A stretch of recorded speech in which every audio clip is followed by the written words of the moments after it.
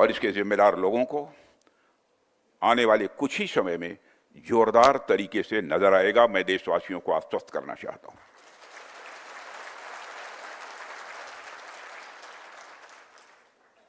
साथियों, आज आप लोगों ने जो आयोजन किया है उसमें सबसे पहले मैं marshal of the Indian force Arjan Singh ji की स्मृति को नमन करता हूं और उनको अपनी हार्दिक श्रद्धांजलि अर्पित करता हूं। मुझे यह जानकर अच्छा लगा कि आप सभी उनकी स्मृति में यह कार्यक्रम प्रतिवर्ष करते हैं। अपनी बात प्रारंभ करने से पहले मैं भारतीय वायुसेना को उनके अदम्य साहस और पराक्रम के लिए हार्दिक बधाई देता हूं। जिस प्रकार से वायुसेना भारत की सुरक्षा में तत्पर है, उसे देखकर हर भारतवासी अपने को गौरवान्वित महसूस करता है और निश्चिंत रहता है। हमें इस बात का संतोष रहता है कि आपकी छाया में हमारा पूरा देश सुरक्षित है। मेरी ईश्वर से प्रार्थना है कि आपका शौर्य इसी प्रकार आसमान की ऊंचाइयों को छूता रहे।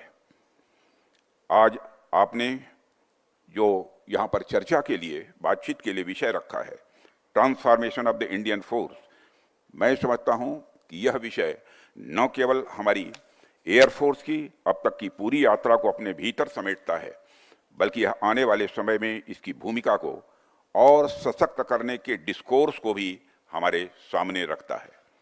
ऐसे कंटेम्प्रोरी और रेलेवेंट टॉपिक के सिलेक्शन के लिए भी मैं आप सबको बधाई देता हूं। साथियों, आज मैं खुद को गौरवान्वित महसूस कर रहा हूं कि मुझे ऐसे ऐतिहासिक व्यक्तित्व के बारे में अपनी बात रखने का अवसर आप सबने दिया है। यह हम सबका सौभाग्य है कि अर्जन सिंह जी जैसे विजनरी मिलिट्री लीडर्स इस देश में पैदा हुए। उनकी लीडरशिप, उनका विजन और देश के प्रति उनका समर्पण इनक्रेडिबल रहा है।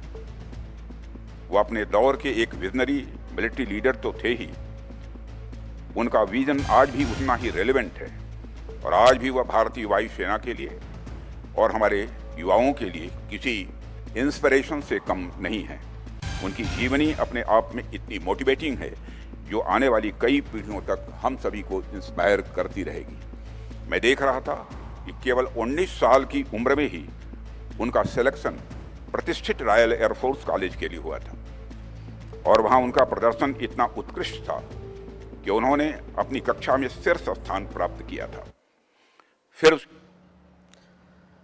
तो यहाँ पर रक्षा मंत्री राजनाथ सिंह को आपने सुना, उन्होंने कहा कि आतंकवाद के खिलाफ जीरो टॉलरेंस की नीति है और जल्द ही भारत अपनी रणनीति बनाएगा और उसके बाद जो उसका जवाब है वो भी देखने को मिलेगा।